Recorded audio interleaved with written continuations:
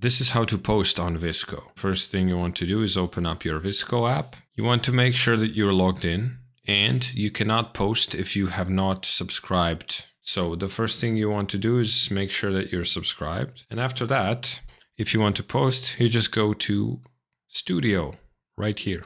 And then I already have some images uploaded, but if you want to upload images, just click on plus and then upload whatever image you want, and it will show up here. Let's say I want to post this photo. I click on that, and then I can go to edit right here.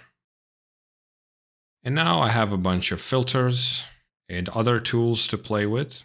Maybe I'll need to crop my image or do something else, add a text to it. There's a bunch of options. You can sort of scroll through them. But let's say I like it as is. So after I'm done editing, I will just go to next in the top right. Now you can just make sure that post to VSCO is checked. In my case, I do not want to save. This means save to your device. I will uncheck that. And now you can caption this. And now you can caption this. And then when you're ready, just click post. And then when you go to your profile, it is going to show up in the gallery. And now after refreshing my feed, I can see my own post on top.